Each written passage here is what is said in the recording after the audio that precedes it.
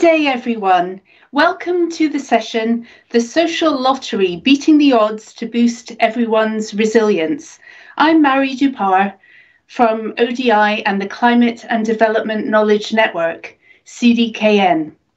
I'm here today with my co-host Heidi Brown from IDRC, Canada's International Development Research Centre.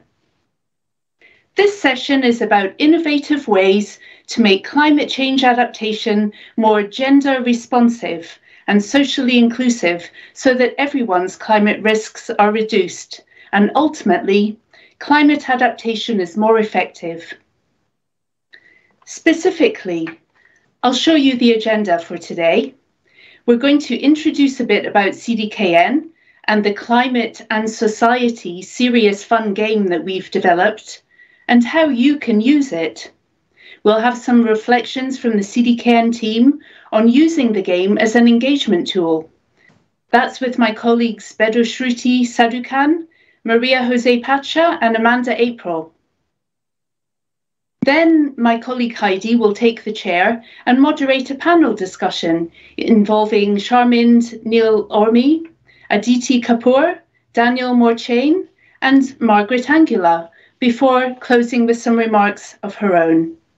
Now we're going to get the session off to an interactive start by asking you to take part in a Mentimeter. You should be able to navigate to the top right-hand corner of your screen where you can see a chat icon. Make sure that you've clicked on the chat icon so you can see the chat box. There you should find the link to the Mentimeter, where we've shared 2 simple questions for you today. Go ahead and copy that into your internet browser and answer the first question. Have you ever used a serious game with stakeholders? Yes or no? And the second question, have you yourself ever been a participant in a serious game? Yes or no? And my colleague is showing the results of the Mentimeter here on the screen.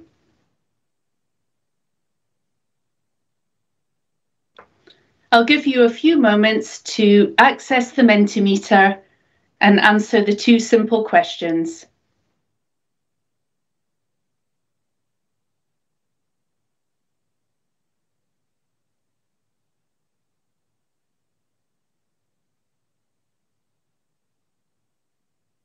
What we mean by serious game is an interactive exercises which has everyone playing together to discover something about society and or the environment.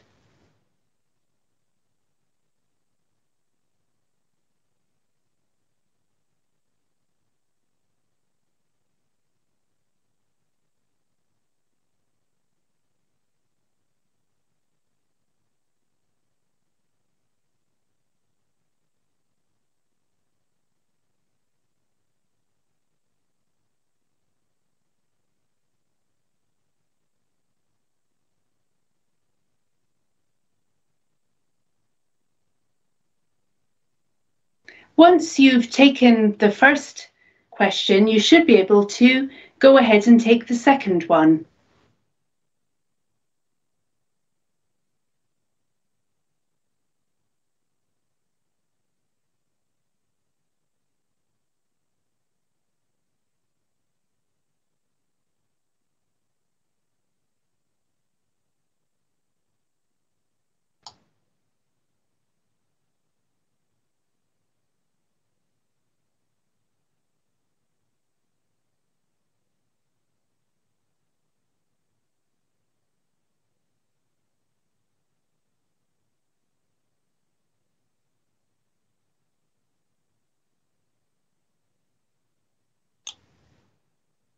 There you can see the results of the first question. Have you ever used a serious game with stakeholders? And I can see that a majority of our participants today have used a serious game.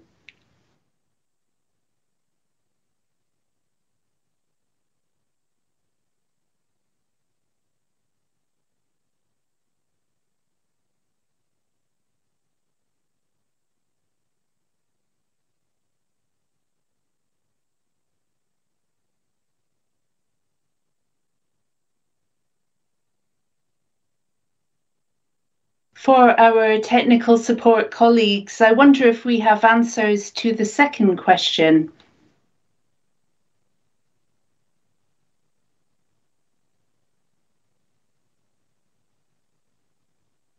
Have you ever been a participant in a serious game?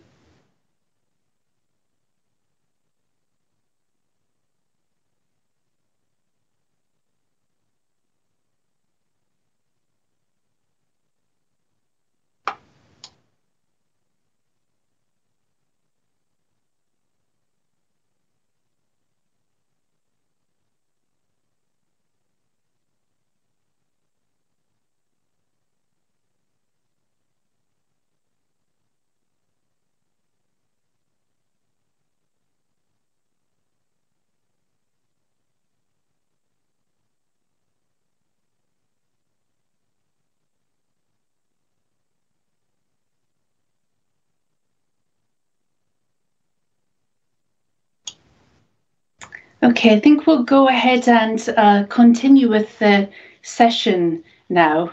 We haven't seen all the results for that one. To my colleague, can you go ahead and share the PowerPoint slides now? Thank you.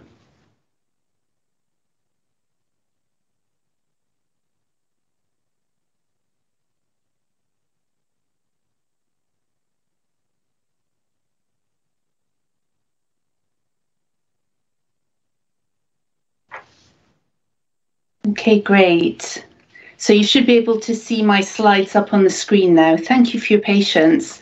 We're going to start this session by talking a bit about the Climate and Development Knowledge Network, CDKN. I just want to give you a little bit of background on who we are before we jump into more about the game.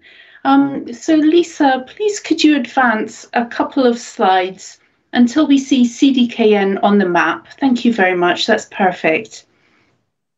Now, CDKN was formed in 2010 to promote climate compatible development, that is, climate resilient, low carbon development in policy and practice in Asia, Africa, and Latin America. Since 2018, we've been headquartered at South North, an NGO in South Africa. And we've been running knowledge into action activities in the focal countries that you can see shown on the map, as well as regionally and globally. CDKN is delivered by the alliance partners South North, together with ICLEI South Asia in Delhi, FLA in Quito, and ODI in London. Next slide, please. Our mission is working to enhance the quality of life for the poorest, most vulnerable to climate change. We support decision makers to design and deliver climate compatible development. Next slide. We do this by, as our current name suggests, because we're in a knowledge accelerator phase, tailoring the wealth of knowledge on climate change to match developing country needs and communities' needs, supporting collaboration and learning, and empowering climate leaders and champions. Next slide. Now, the Climate and Society game, which we're going to dive into today, came about because we had this sense ourselves, and we had heard from many people, that gender and social inclusion in climate change adaptation and disaster risk reduction programs are too often tick box exercises without adequate follow-through and implementation. We drilled into this a bit. Why are these not being implemented in practice? And one of the common reasons given was that program managers didn't necessarily understand all the issues at stake or know how to implement.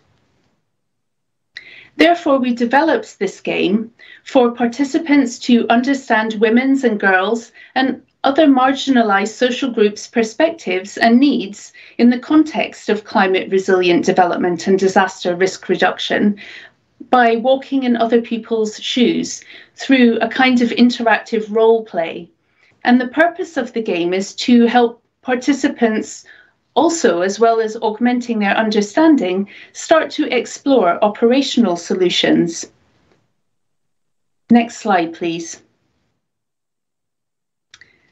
Now, the game uses interactive role-play methods to encourage participants to think differently and cultivate deeper understanding. It's meant to get trainees or participants in a workshop completely immersed in a set of issues, changing their perspectives by turning things upside down, as the photo shows, and activating their imaginations.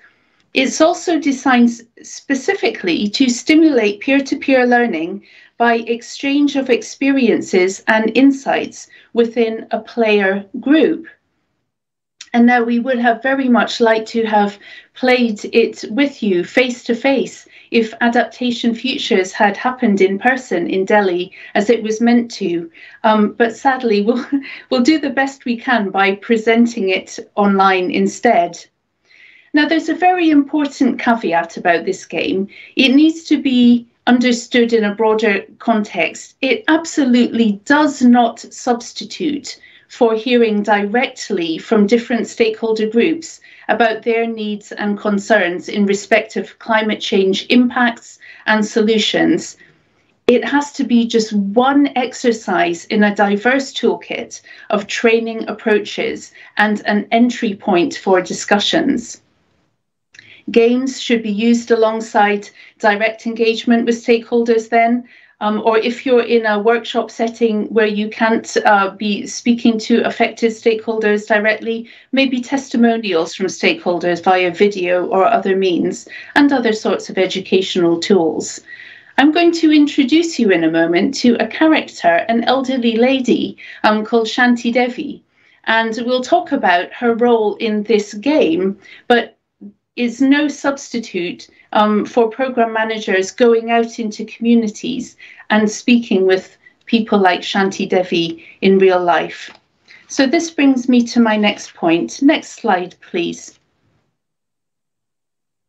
This interactive exercise, the Climate in Society game, is part of a larger training and development pack that CDKN has made that is intended to support project and program managers through an entire climate project cycle. And you can access it at www.cdkn.org/gender training. It has 6 modules which cover international and national frameworks for including gender approaches in climate action, why a gender approach is needed, the rationale, assessing people's climate risks and resilience, and a 4th module on assessing options for and planning for socially inclusive solutions. And we include all kinds of tools and methodologies in the training materials and guidance on how they could be applied at community level. There's a module on committing equity responsive budget and one on the specific modalities for implementing projects and programs inclusively. Therefore, the Climate in Society game could be seen as a taster or a kick-off for what can be delivered as a far more comprehensive training course for climate and development practitioners. Next slide, please. The game comes in regional versions. Now, Adaptation Futures is being hosted in Delhi, and we have an India version, so we'll be showcasing that today. But there's also a South America version. There's one that we made for the Andes, the countries of Ecuador, Peru, and Bolivia. There's a different version, which is more geared towards the Mercosur countries of Chile and Argentina. You can see the differences in the pictures below. We have a character who's an indigenous woman from the Andean region called Adelina on the left-hand side, but you can see that the one in the middle, called Anna, has a different ethnicity, and that's meant to be a character from an indigenous community in Chile. And we've also developed a very specific version of the game for Ethiopia, and Hannah, the teenage girl who you see on the right, is from the Ethiopia version of the card pack.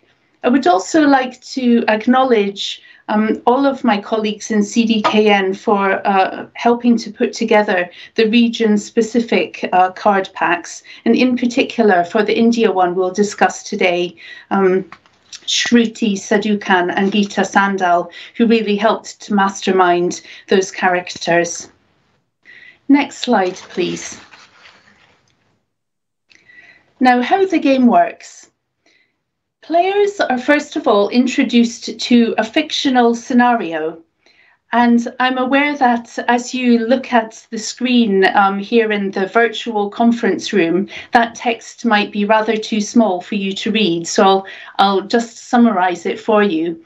In the India version of the game, it takes us to a fictional place, a neighborhood called Krishnanagar, which is a low-income neighborhood in an Indian coastal city.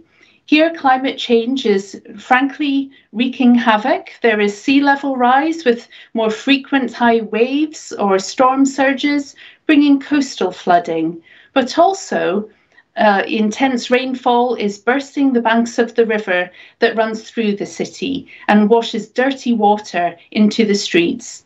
And floods have forced people to evacuate, in fact, several times. Deaths from malaria have increased. Infrastructure and urban services are straining to support people and animals. They're really not up to the job, and something must be done to make people's lives more bearable. That, if you were a player in the game, is where you would come in. Next slide. There are characters in this fictional scenario that we have created. They have different ages, genders, socioeconomic status, religions, health issues, sexual orientation, education and literacy levels. Each character has very many existing capabilities to adapt to climate change and extreme weather events. They also have socially conditioned roles and characteristics, which refers to how people view them and treat them. And they have inherent characteristics, such as their physical abilities, that also affect their vulnerability and risk to climate hazards. And here I've shown one of the characters, I mentioned her before, in the pack called Shanti Devi. And her situation is that she's an elderly woman who used to be a farmer, but she's now widowed, and she's living by herself and renting her farmlands to a tenant farmer who keeps falling behind on the rent, probably because of the unpredictable weather, which is affecting his agricultural yields. Her children and wider family have gone to the mega city for work, and they're sending back remittances, but they're not always there on hand when she needs it. So this is a character, if you were dealt this card in the game, you might imagine yourself in her shoes. She has vast wisdom and experience of life and of farming in particular. She has some assets, but they're not necessarily liquid assets or readily available ones. And she may feel physically vulnerable to flooding due to her lack of mobility. Next slide, please. In the game, you cluster people into small groups of 7 or 8 players. There are 7 or 8 cards in each set, depending on which regional set you use. There should be a trained facilitator who takes the role of the climate change officer, or in the Indian card pack, we've called her the disaster management officer. And the game starts when everyone reads out this scenario together. They locate themselves in this fictional place, and they are dealt a card with their character and their characteristics on it. And then the facilitator person, who in this case has got the character of Anandi, the disaster management officer, interacts with each player in turn. Next slide, please. So the scenario continues that Anandi, the officer, tried to gather people together for a meeting to talk about the climate hazard, here a flood, but no one came. And so she knocks on everyone's door. Why didn't you come to the project activities so far? Why didn't you come to the meeting? Tell me how flooding is affecting you, and what could we as a community do to make your situation better? How could you be better included in climate adaptation and disaster risk reduction efforts? And what do you bring to the table? Next slide. Each card actually tells about the character on the front, and it has some prompters for discussion on the back. So I'm going to introduce you to another character here. Her name is Seema, and she's a hardworking mother. Actually, she works so hard as a cleaner in several homes to bring money to the family, but in official terms, because she's a woman, she's not even considered the head of household, even though she's the main breadwinner. It's your husband who's considered the head of household, although he has been unemployed for 2 years and he's frustrated. He beats you sometimes. Seema's predicament is fictional, but it is realistic. In the game, the player would flip over to the backside of the card and they would see a few prompts there. When the disaster management officer comes to visit, things that you could respond are, you're too busy to attend a public consultation meeting, but you're in fear of the floods. You might not get to work, and that would really affect the household's income. Your children might get sick. This opens a conversation in the group of players about how you would, in real life terms, involve a woman like Seema in your climate change adaptation project. And the facilitator has notes to be able to steer the discussion if the group gets stuck. Let's visit another character. Next slide, please. The next one I want to show you, just by way of contrast, is a character called Mohan, who is a pastoralist. He's a 26-year-old goat herder, in fact, with 4 children, and also living with a disability. He's lost his leg, and so he walks with a cane. Now, the prompts on the back of the card say that his principal worry is that with the totally unpredictable rains and the flooding, he's not sure whether the animals in his herd will get enough fodder or fresh water. And this could affect the animals' health and their availability to, or their ability rather, to produce milk. I'm not going to go through all of the cards in detail, but we'll just quickly look at the characteristics of the others. Next slide, please, just to show you the diversity that's involved. So we've already seen Shanti Devi. She's an elderly lady. We also have a teenage boy character who is in a religious minority. He's a Muslim, but he's very lively, as you can see. Next card. There's a very young adolescent girl character. Her name's Jyoti, who needs to queue for water and help her mother. There's a public service professional in this fictional scenario called Ram Kumar, who's of the social media class. Next slide. And there is Sitara, a transgender woman character who is financially very insecure. She is socially secure when she's in her own transgender community of people who live and work together. However, she faces prejudice and discrimination in wider society, including when trying to access services like healthcare, or God forbid there's a very bad natural hazard such as a storm and she has to go to a storm shelter without her friends, and then she would face great discrimination. So you can see how the diversity of characters opens some real possibility for group discussion. Next slide. After there's been a round of conversation in role play, the next step is that the players come out of character, they're themselves again, and they reflect on the experience about what they learned about climate risks for different people and how the game made them feel. Did it make them recognize something new and different about aspects of climate risk and people's vulnerability and capacities and talents that they didn't consider before? The discussion questions also ask whether players get any new idea about how to approach climate change adaptation in practice. Next slide, please. Now, as I said before, we had actually developed this with the intention for it to be a face-to-face game. And FLA, the CDKN partner in Latin America, has used interactive role-play methodologies for many years, in fact, in face-to-face settings. So in 2019, the CDKN team as a whole expanded the FLA methodology into this climate and society game with all the artwork and the range of characters. And it was our intention to roll it out, across the countries where we work in. Now, unfortunately, we did manage to deliver a face-to-face training in Ethiopia when COVID restrictions relaxed a little bit in December 2020, which was amazing. But otherwise, we've had to try and adapt the game for online use. And I've listed on the slide some of our experiments in trying to adapt it for online use otherwise, because we couldn't travel and mingle with colleagues. So we've tended to use it in online breakout groups instead.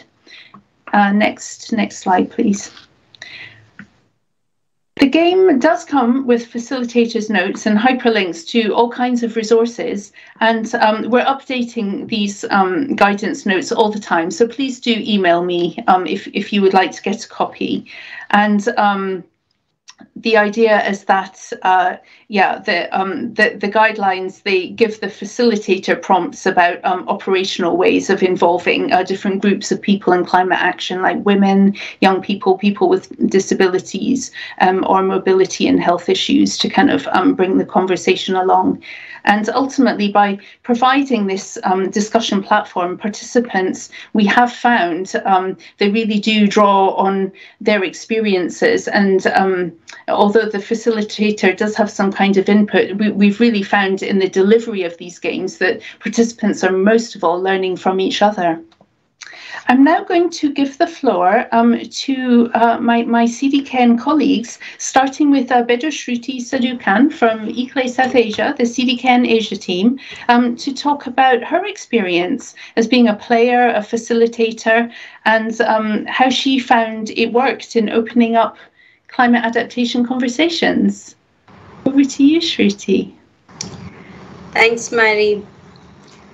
So yeah, I've played this game in the virtual mode. I played it with my colleagues in the virtual mode actually.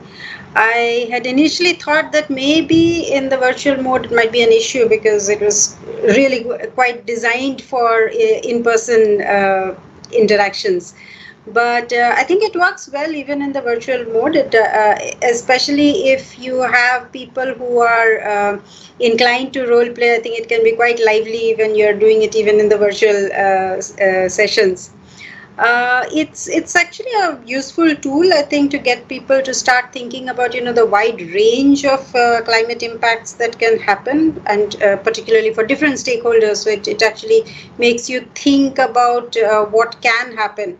Because like I was playing the role of this old lady, Shanti Devi, but then the card gives you a set of instructions, but it gives you a background to the character, so to say. But then when you start playing it, you keep on developing that character on your own, and then it keeps on giving you more and more color, and then you actually start telling stories and becoming more and more elaborate. So I think it's also fun to do that. And then actually it starts hitting you that, I want to do this, but but my character does not allow this. So then you keep thinking about, okay, so these are restrictions that you'd be facing even in real life. So it's a good way of encouraging people to start thinking about what others might be facing, what kind of predicament others might be facing. It gives them an understanding of what kind of risks there might be, what kind of impacts people might be facing, and it's best, I think, to help to sensitize you. It may not be actually giving you solutions, because you may not be actually knowing exactly that this is what is going to happen on ground. But it helps to sensitize you, because it tries to make you think about what might happen if you were in this situation. So I think it would be really, really good for people who don't understand the significance of inclusion. So for them, I think it's a very useful tool to actually start sensitizing people. So yeah, that would be my small tiny input into the discussion. Thank you. Thank you so much, Shruti. That was a great testimonial. Now we're going to travel to Latin America, and I believe my colleague Maria Jose Pacha is dialing in from Argentina, where she has had some experience with playing the game online. Maria Jose, are you there? Yes, hello. How are you, everyone? It's a pleasure to be with you. From our experience, I think that it was a challenge because we had to implement the game in a virtual course with public officers from the government of Chile, and there were 100 people joining us online. So we decided to adapt as this international meeting guides us to do. We used one character per group of people, and we divided the 100 participants into 10 groups of 10 people each. So for then we assigned each group one character. So all the discussion was about the character, and not we couldn't do the whole game as suggested with having a climate change officer. Because it was too complicated. However, it was very useful because people could understand the different vulnerabilities that people go through depending on their social and economic context. So that was our experience in South America. Thank you so much, Maria Jose. And I also want to mention to the audience that you and I together delivered the game in a similar mode to some university students who were only about 18 years old. They didn't have the professional experience necessarily, but they used their imaginations and did an amazing job. And I remember how successful that was as well when they each took one character to discuss in a small group. Now we're going to travel to South Africa, where my CDKN colleague Amanda April is ready to intervene about her experiences with playing the game. Hello, Amanda. Hi, Mary. Thanks again for setting the background, setting the scene for us for this game so eloquently.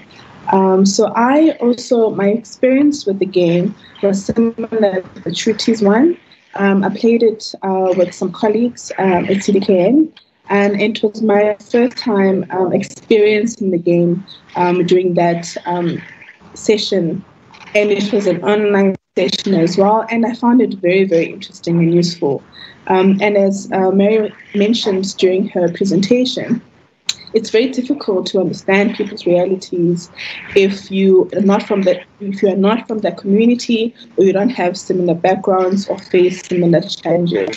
So what this game allows is it gives you an opportunity to immerse yourself in people's lived realities to better understand the challenges they face, so that you can come up with solutions to those challenges as a practitioner.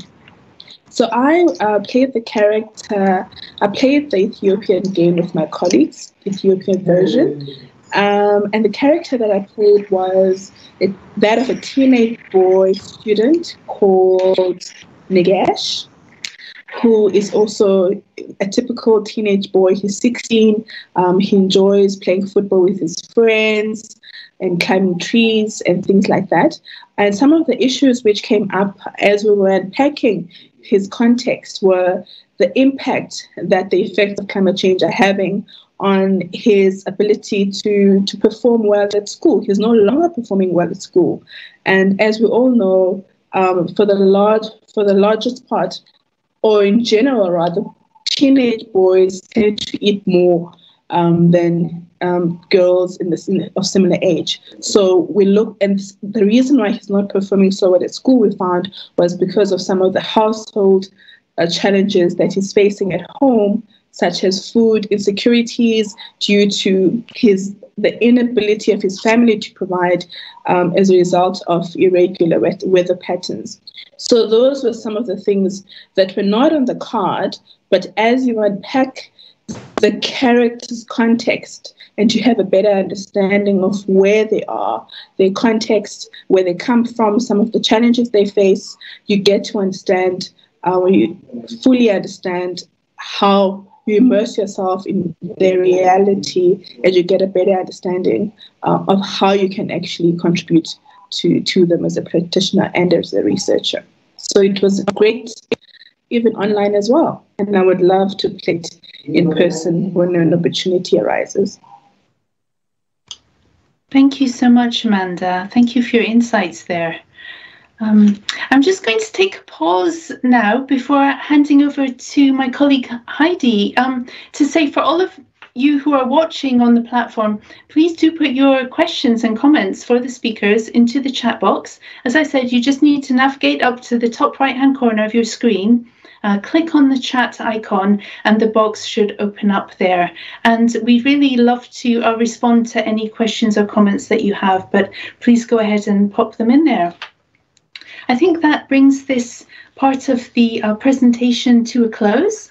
So with that, I'm going to ask my colleague Lisa to advance to the next slide or two, and I'll hand over to Heidi. Over to you, Heidi. Thanks so much, Mari. And thanks to you and to the CDKN colleagues today for exposing us to this serious game and for sharing your experience using this game with different stakeholders and in different contexts. It's really interesting to get out of our heads and think about how we work with people to, as Shruti said, sensitize people to the different issues facing populations. So as you can see on the slide, we've now arrived at the second part of this session, and we'll soon have the opportunity to hear from 4 dynamic individuals. Each of our speakers will have 8 to 10 minutes to step back and reflect on how we can advance gender mainstreaming and social inclusion in climate adaptation research, programs, and policies. As Mari mentioned, we are happy to engage with any of you out in the audience today. We'll attempt to reach across this divide, and we invite you to put any questions, any comments, and any reflections or reactions into the chat, and we can address them over the course as time allows. We'll do our best to monitor that, and as Mari helped to orient you, the chat is at the top right-hand side of your screen. Now I'd like to welcome our first speaker, Sharmin Nilormi. Sharmin's coming from Bangladesh today. Hi, Sharmin. Can you hear me? I think I need you to unmute. Yes. Yeah. Hi. Wonderful. Thanks. So I know Sharmin as the team leader of an IDRC-supported research project where she and colleagues have been exploring for the past years adaptation technologies that could be transformational to women's lives in climate hotspots in Bangladesh. She's also a professor at Jangnagar University, or JU, in Bangladesh, trained in economics, very interested in climate change and gender. She's been actively contributing to IPCC assessment reports, worked as technical advisor to the Green Climate Fund, and is actively engaged in the women and gender constituency at the UNFCCC. Now, Sharmin, you have long been a champion for gender justice in the global response to climate change and within your country. Can you help us, give us a bit of a progress report from where you are, from what you see? Would you say there's an improved attention to gender and inclusion in the adaptation space? Thanks, Heidi. Bangladesh actually have been practicing community-based adaptation since long, and at global level, there are forerunner experiences in Bangladesh in terms of experiencing adaptation at the root level, working with communities, engagement with, of civil society and NGOs. For a few minutes to utilize this platform, I will more concentrate on macro level policies what we are doing in Bangladesh, actually, what far we have gone through. So first of all, I need to acknowledge some of the government's initiatives, which includes government has integrated climate change and gender manual in its development project Proforma. That is, a government official needs to follow when a project, irrespective of whether it is gender sensitive or climate sensitive, any project, they need to integrate gender in the project Proforma. And it has to be passed through government processes and all that. So there is a manual, there is an institutional system, but the challenge is there is lack of capacities from the government officials' side to use that in an effective way. Now Bangladesh is revisiting its first ever Bangladesh Climate Change Strategy and Action Plan set in 2009. And in the draft revised version, which is about to be finalized in a month or so, we are assessing that gender is, getting much more priority that it had 12 years back when the first strategy was set up. So, of course, this is a step forward in a major way. So there is a tendency to mainstream gender in all the strategies and thematic areas. Now the BCCSAP is proposing. So it's great. Ministry of Women and Child Affairs, in the current state of practices and engagement as an agency, as the custodian of women's well-being, they are playing now a greater role. We are formulating our NAPA adaptation plan, and there we are planning for a separate gender paper, which we are expecting to get integrated in the whole process. Bangladesh had it's one of the global level first publications, Climate Change Gender Action Plan. In 2013, we formulated. Now, as a living document, we have been revisiting this document. These documents actually guide the prioritized actions at institutional level, from the agency level, and for financing, these are quite critical. And lastly, and for this is very important, that Bangladesh government has been publishing climate budget since last 4 years. It's official. Ministry of Finance is doing that with the technical support from UNDP. And last 2 years, the government is intending to explore how much of this climate budget is gender sensitive. So I personally worked in this process and devised a methodology where we intended how to explore that this spending can be designated as gender sensitive climate spending, and how much of this spending can be titled as gender sensitive. It's not only climate designated or climate specific budget allocation. Is the overall budgetary allocation that we actually explored how much of it is climate sensitive and how much of it is gender and climate sensitive. And through that, Bangladesh Bureau of Statistics, the official custodian of data, now we are working on devising sex disaggregated data on different indicators of climate change, extreme weather events, disasters, and on slow onset disasters also. So I think these are some of the key interventions that we have been doing right now in Bangladesh. That's great. So I'm hearing from you that you've seen progress. What do you think are the important next steps or changes to push for? You spoke about strengthening capacity. You spoke about revisiting the plans. What's your sense about what's next? I think the coordination among different sectoral policies.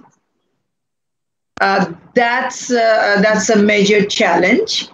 And I guess the Planning Commission, being the custodian of planning documents, they devise 5-year documents. And they, for last 3 5-year documents, we see climate change as a major section there. I think Planning Commission may have a great role in coordinating all the sectoral policies in coherence with climate change and gender issues. So that's a way. And capacity building, as I mentioned, we need to think beyond just having training with this batch of government officials or this batch of civil society or members. Is not like that.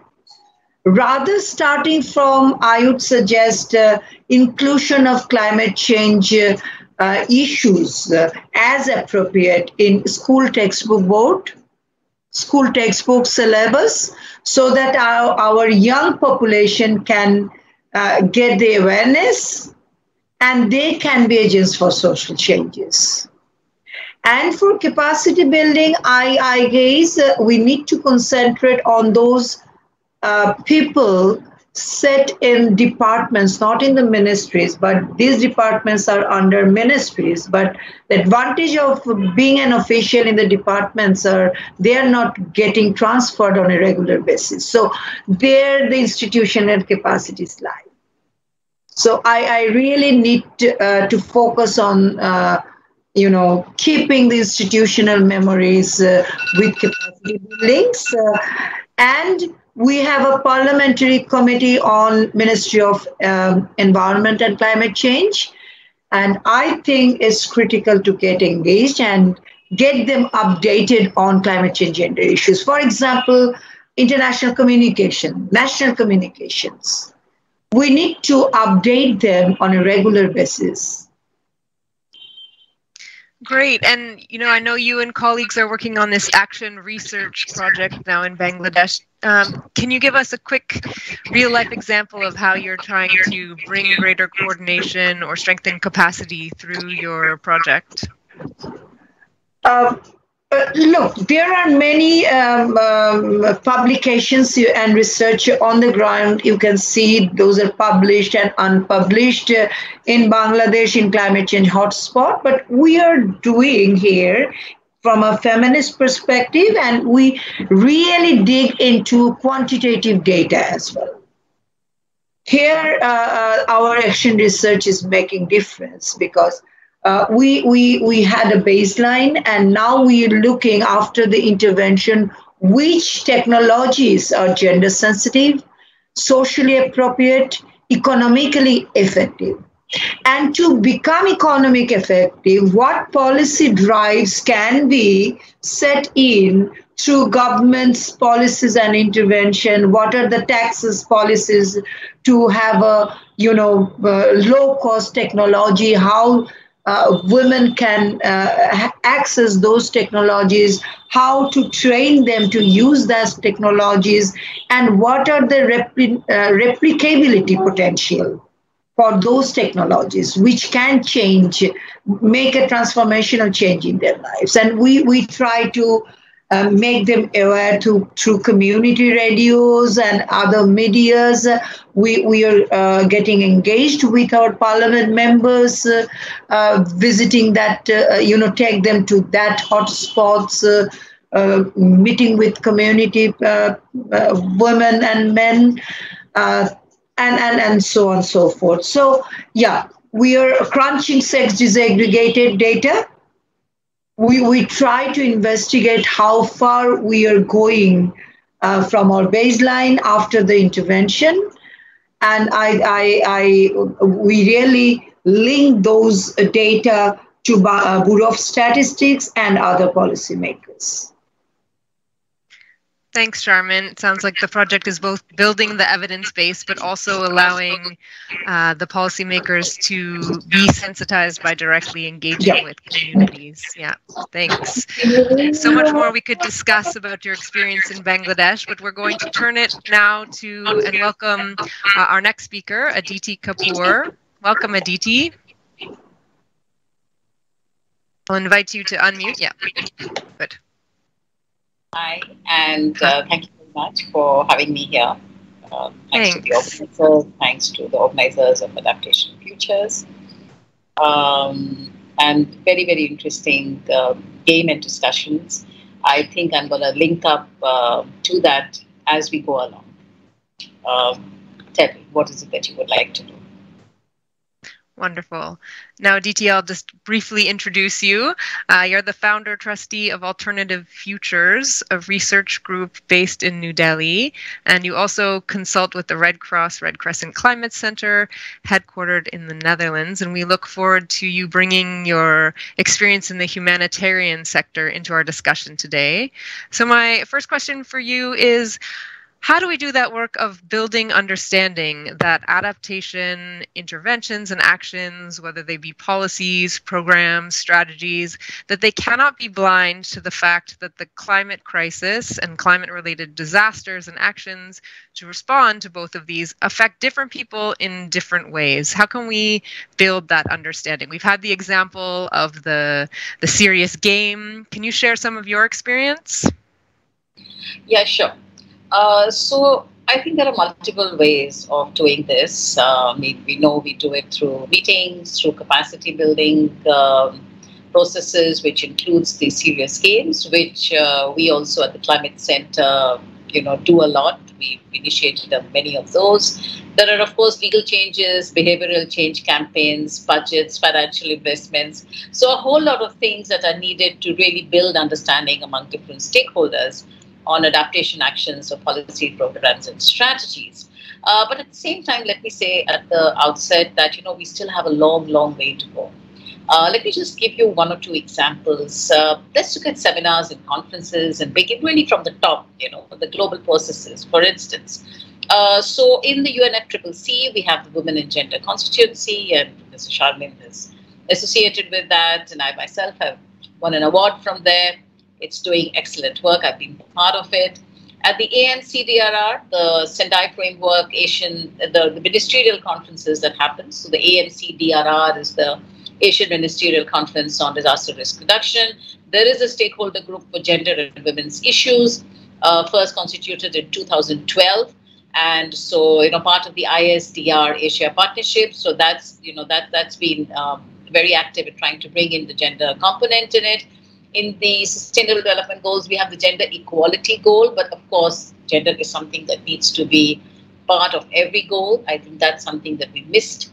And then, of course, in the global climate projects, whether it's GCF, the Green Climate Fund, or the GEF, we do have now, increasingly parameters where gender is supposed to be part of the proposal, including the Asian Development Bank, which is now looking at gender in a much more coherent fashion. So these meetings and conferences, they are there, but we all know we are still scratching the surface. On paper, also, we still don't have too much of it, right? So, really, I'd like to stick my neck out and say it's still really largely lip service for various reasons. One, like Professor Charmin said, that data crunching is important, but we know that in the subcontinent, for instance, in the Indian subcontinent, we've had repeated and intensified flash floods, cyclones, also landslides, etc. here in India and, Nepal and Afghanistan. But how much of the data do we really have which is gender disaggregated, age disaggregated? Not really. And gender disaggregated data is really the first block to build inclusive policies, programs, strategies, budgets. Let me just give the example of IPCC, which has influenced the Intergovernmental Panel on Climate Change, which is the authoritative scientific body which has really influenced the Paris Agreement 2015, and which is influencing the national policies.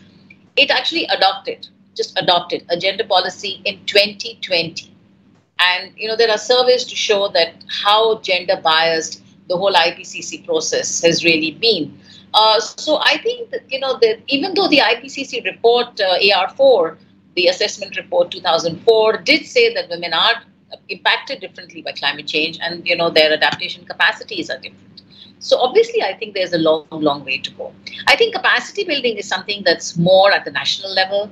We know that the UNDP also in India is making gender as part of the capacity enhancement work that it's doing with the government. A lot of the international NGOs are actually working on it.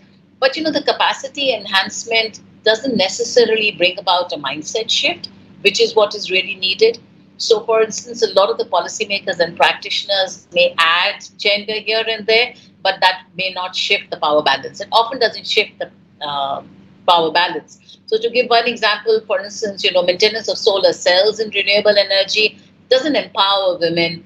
I mean, of course, it allows them to earn more income from the new areas which are coming up. But whether they have control over that income or not, or whether it still allows them mobility, maybe going out freely at night because they have more income, no. So I think all I'd like to say is that policies, programs, and strategies are still grappling with adaptation. I think the policymakers are still largely focusing on impacts, and the gender-based impacts have still not been studied adequately to really understand what adaptation will look like. I just like to end with the fact that I'm doing my doctoral thesis is really on gender and agriculture in 3 different agroclimatic zones, and I'm looking at organic agriculture as one way of adaptation, which the governments are encouraging. And my data collection, my primary evidence that I have, as well as the secondary literature review that I've done, goes to show very strongly that adaptation in organic agriculture is really gender biased, and it's not empowering women, it's not giving them more assets, it's not giving them more decision-making power. In fact, it's increasing their workload and their time investment. So I think there's still a long way to go. At least we are making a beginning by getting the right words on the paper, but I think we need to move much faster. Thanks, Aditi. And in addition to this work you're doing on organic agriculture, can you enlighten us a bit about how the humanitarian community has been changing their practices and responding to climate-related disasters in a way that gender and inclusion is perhaps beyond a tick box exercise? Yes, surely. I think I'd like to differentiate again between the non-governmental sector and the governmental sector. I think the non-governmental sector has come along a long way, whether it's international NGOs or the International Federation of Red Cross, Red Crescent Societies, the IFRC. It works in 193 countries, but of course it responds to emergencies everywhere. That's its mandate. And they have a very strong focus on what they call protection, gender, and inclusion in emergencies. And they recognize very strongly that men and women have different capacities, strengths, needs, and vulnerabilities. In fact, in emergency solutions, they have what they call the operationalized DAPs, which is dignity, access, participation, and safety across whatever response they may be giving, whether it's shelter or health or water, sanitation, etc. And people are trained, volunteers are trained in it, and that's what they do. In fact, there's a film that's been made on the Rohingyas in Cox's Bazar, which demonstrates it well, and I can just put it on the link, as soon as I finish with this, which you can see. In the chat box, I can put that. But I think the government responses still have to change, whether it comes to shelter or food or water. I mean, for instance, more water is needed for lactating women. Nobody knows that. Privacy, yes, in some places, sanitary pads are now being included after a long battle that the INGOs, the international NGOs, fought with. But, when it comes to rehabilitation and reconstruction, which is really part of the whole emergency gamut, gender is completely a blind spot, and this is really where gender-based empowerment begins. Just to say, on the games front, since it was very interesting that we started with it, the Climate Center, the Red Crescent Climate Center, of course, as many of you might know, invests heavily on serious games or adult games on climate change. We have, so the very similar to what you've said. Of course, the Climate Center plays it with a little different this thing by making sure that, for instance, this game that is called Gender and Climate Game, women and men are giving, so men are wearing bracelets, women are not. And then, the point is that that they get less acids, women get more acids, men are able to make less decisions, women are able to make more decisions. And, because bracelets means that you have more jobs to do. So, 2 beans are given as cash. So obviously 1 bean will go into looking after house, etc. So that's a kind of a variation of the role played, that you've said. And it's very effective when you introduce it. We have another one which looks at social differences and inclusion. And then there's one which I had, in fact, written for the Climate Center, which looks at policies. Because it seems that a lot of policies on DRR, climate change, are gender neutral. They affect women and men similarly, but of course they don't. And this is, again, making policies and guidelines gender responsive, where they actually work with real life policies in their countries and see how it would affect women and what is it that they need to do to make it different for the women when they're looking at climate change adaptation. Thanks for bringing in that experience of the games from the Red Cross. Just before we turn over to the next speaker, we know you've been working deeply with the government in your country, and wondering, where do you see the opportunity for change? At what scale in India as you work on these issues? Where do you feel that your energy is best placed? Good question. I think it has to be essentially at, in India, because it's a large country, I would really say we need to work on 3 fronts. We need to work with the national government. We also need to work with the state governments, but we need to work at the community level with the panchayats, because the local self-governance bodies, which are panchayats, are the ones that really have a whole lot of power to make development schemes, to decide the budget for it. It's interesting that these panchayats, 50% of the reservation is for women. So that is something that, that would really help.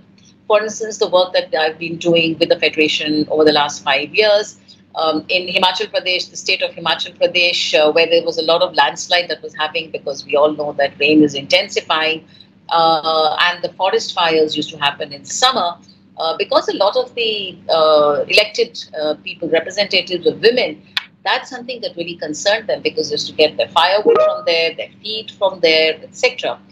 And what they decided was that they would use the government program on water harvesting to put a water harvesting structure in the forest itself, because they said that the extinguisher can't reach their village, so it will be easier, they would have water, and then the soil would get more moisture, and they would be able to grow plants, and that would arrest the landslide. Initially, when we were talking, the men especially said, "Oh, we need money to build rocks, boulders, to stop the landslide." And then when we explained that, well, actually, every time there's a shower, an intense shower, the topsoil will get eroded. It's the women who came up with this idea. So I think it's really important. There's a recent song which says, "Enough is enough is enough," I think, which says we need to put women in charge. So I think at the community level, India is lucky. Nepal also has this reservation. Bangladesh has been very active when involvement of women is concerned. So I think at the community level, it's really needed. State action plans are another area where gender training is being done by the UNDP, and in fact, that's something that CDKN began. When I was doing the research, and so I must say that we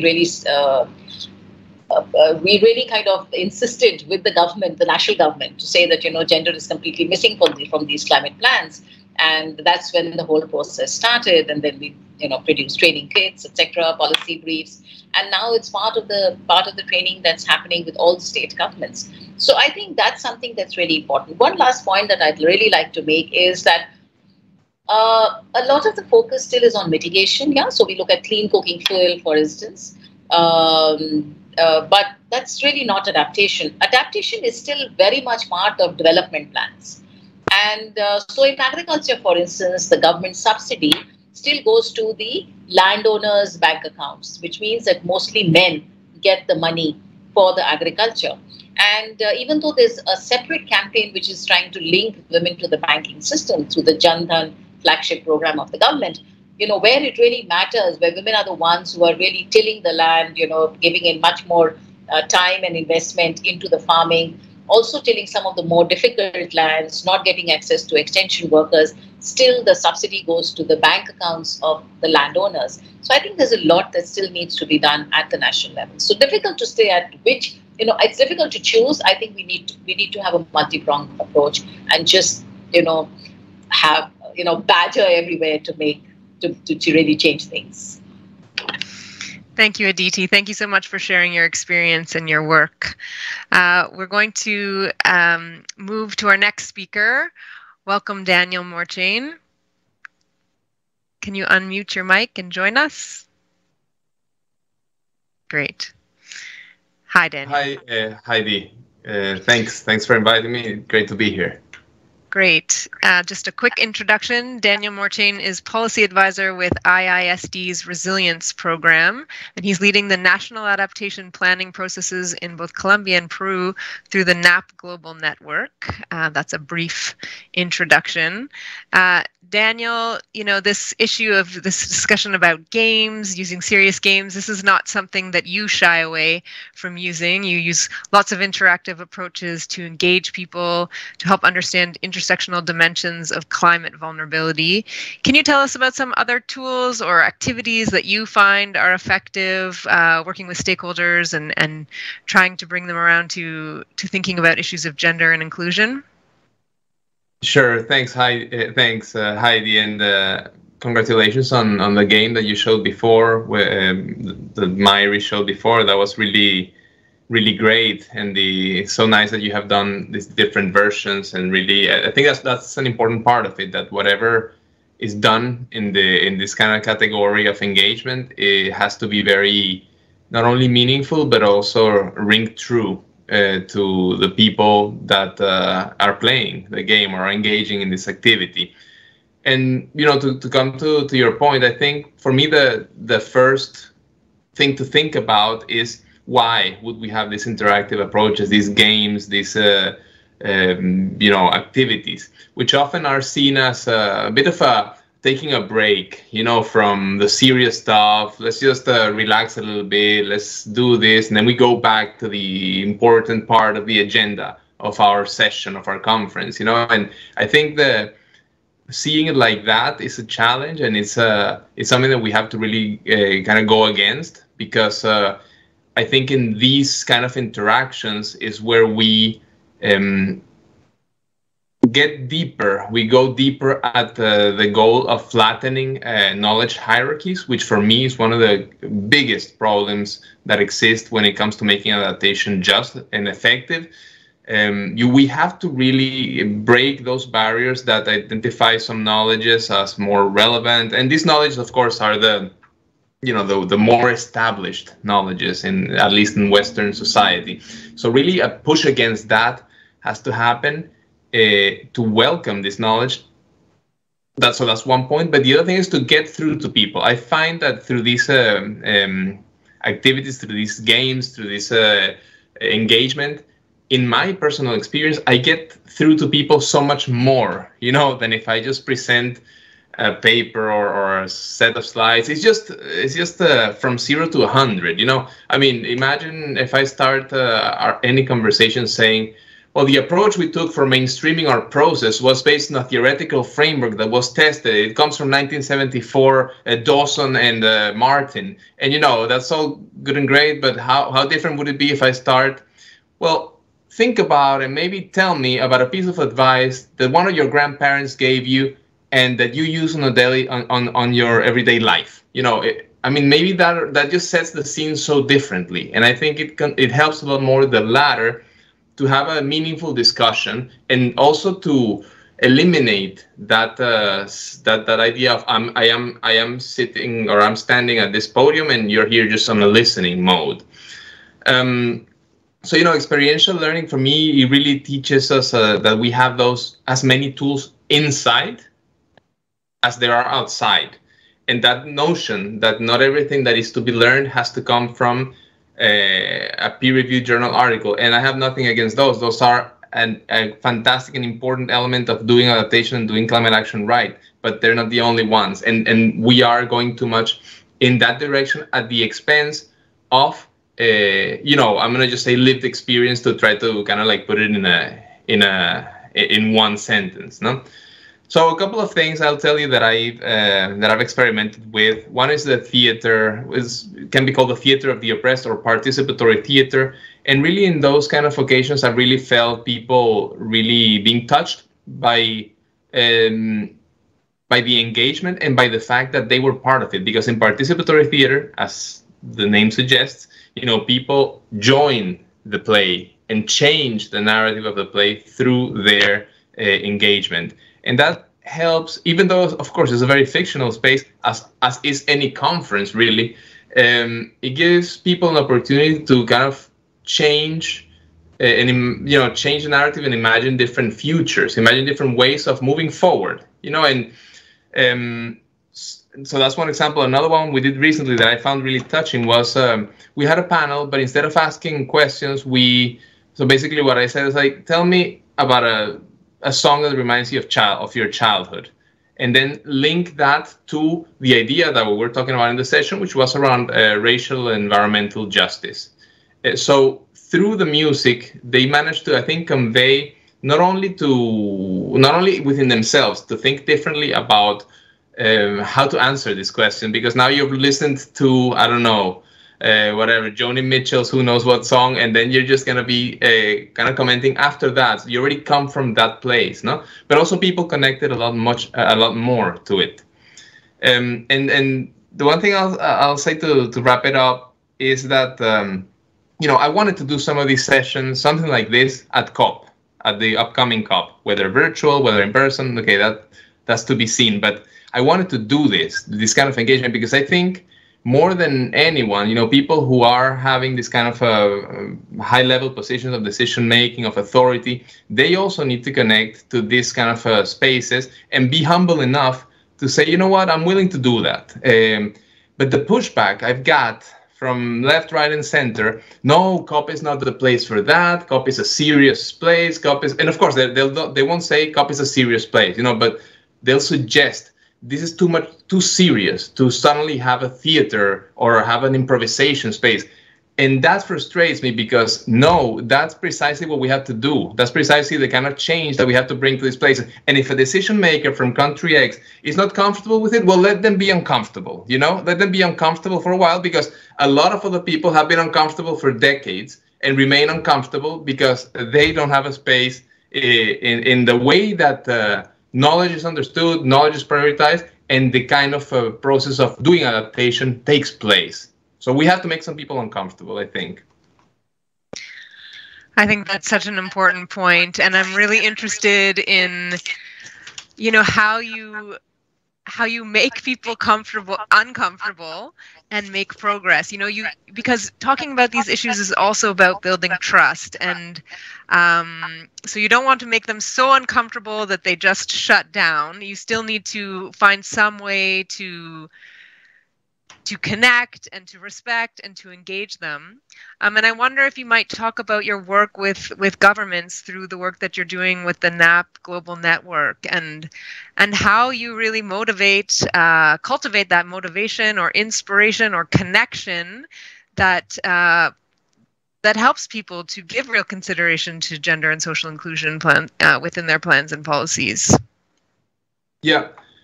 Thanks, Heidi, and I totally agree with you. You know, it's a matter of finding that space and finding that constructive moment, you know, where people, you know, and I think you can be comfortable. I mean, you know, many of us are comfortable in public speaking, yet we do it. You know, we overcome that kind of challenge, and because we feel it's an important way to achieve our goals. So I think a goal, you know, if we understand also the goal of decision makers as improving, let's say, the well-being of the people they represent, then, you know, I think they have to go to places where, you know, listen to certain stakeholders that they haven't heard before, or that they have considered, okay, these are not the constituency that I should be focusing on. Well, it is, no? So, but yeah, I totally agree that it has to happen in a structured and very constructive way. So I'll give you a couple of examples of the work we're doing with the NAP Global Network and with the governments of many countries. And I'll start with a project we just finished in Costa Rica.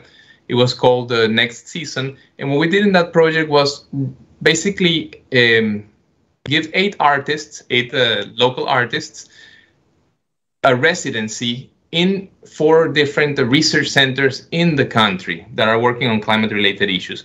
And there they spent a couple of months, and they worked with people who work in these centers, scientists in these centers, and you know, basically produced a work of art that was then presented. These 8 pieces of art were presented in the biggest museum in San Jose, Costa Rica, and basically they were trying to kind of like connect to the work that the research was doing, that the research center was doing, for example, on forest or on ocean and coral reef protection and so on, but really bring, there was a very special piece that was around women's experience of climate change by having a number of women led by the artist do a snorkeling around a coral reef area and identify the damage that has been done to the coral and kind of connect to the personal way that they have been affected by climate change. So all this was brought to the National Museum, and there were 2 ministers present in the inauguration. For example, Minister of Energy and Environment, Andrea Mesa of Costa Rica.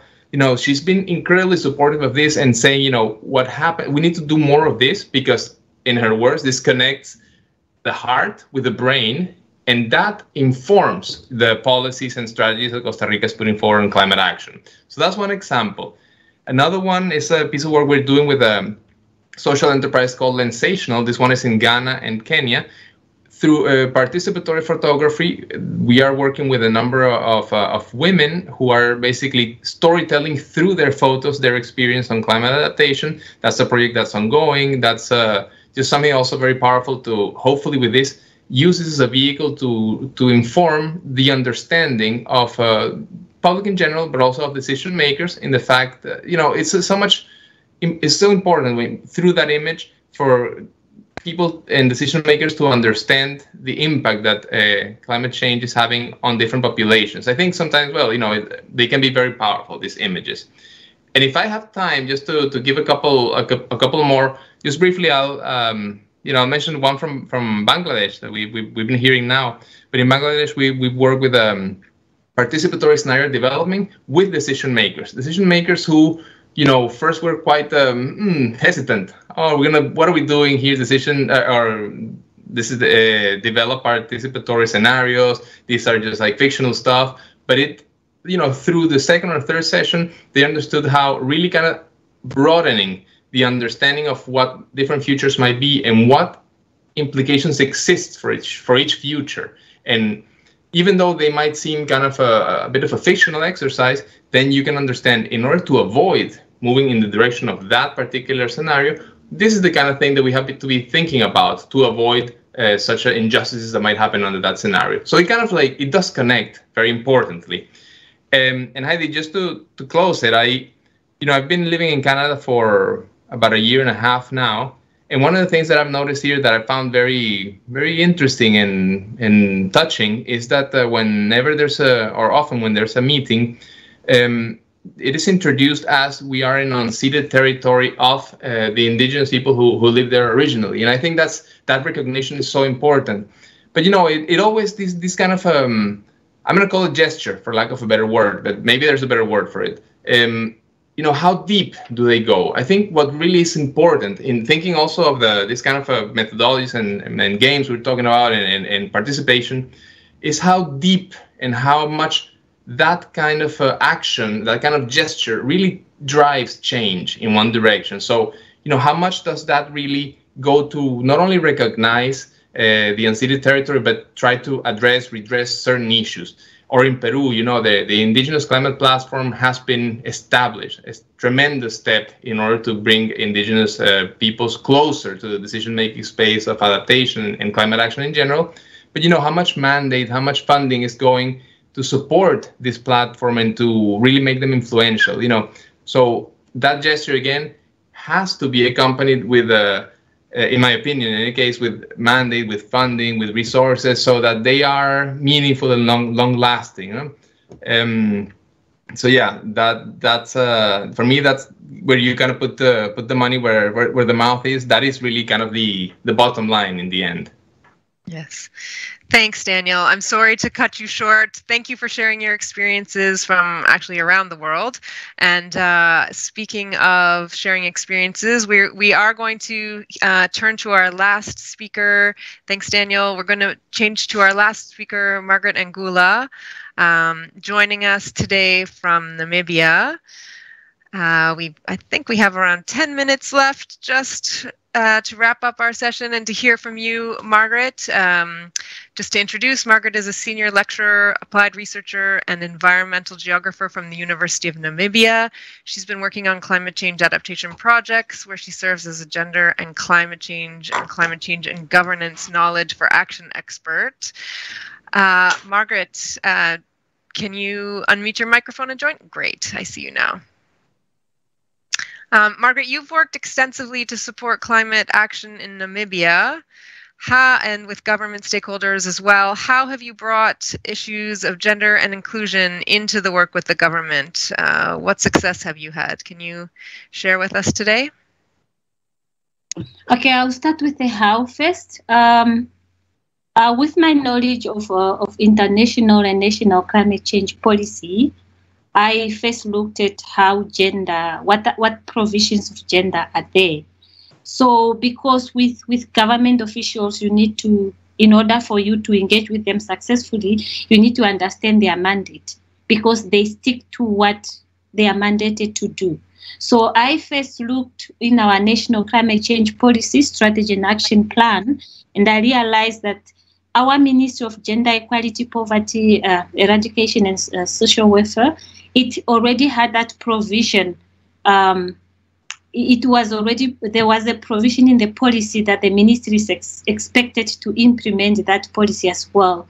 So how we did that, we actually brought the two ministries together so that we can strengthen that horizontal relationship between the Ministry of Environment, which is hosting the Climate Change Committee, and the Ministry of Gender Equality. So we brought them together. And again, we use two ways. One way how we did that is by capacity building in a way to inform. First you inform, then you get to the implementation. So information, first of all, we alert the Ministry of Gender Equality to start with. What does the climate change policy says, the strategic action plan? What are your responsibility towards that policy?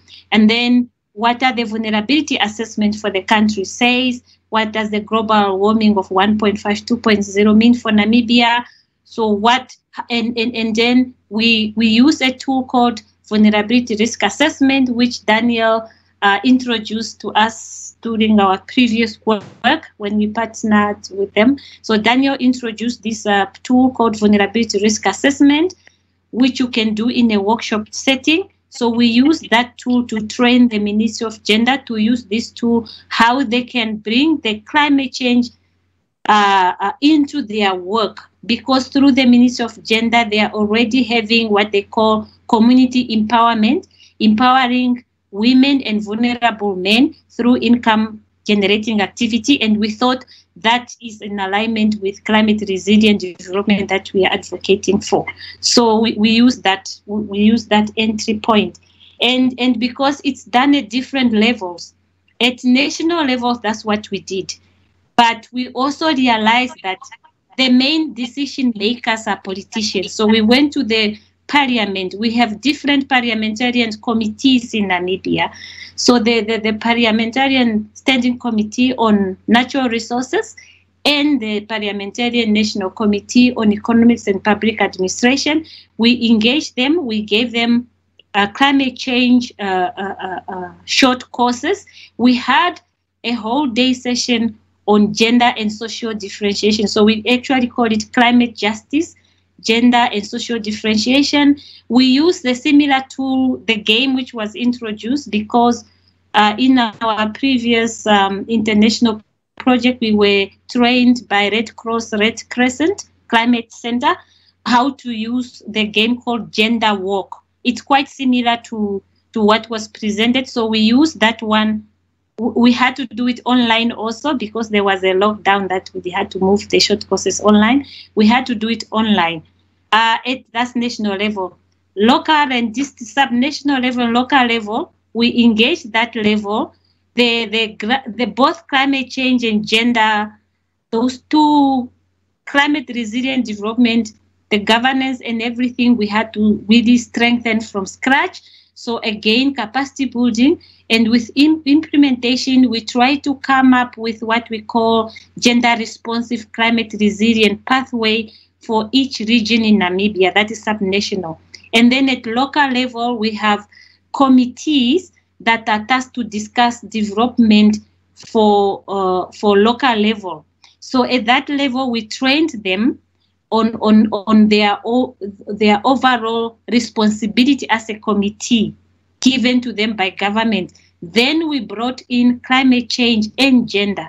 At that level, again, we use gender walk as a game, and the main to use that game is just to show how socially differentiated can a community be, or a district.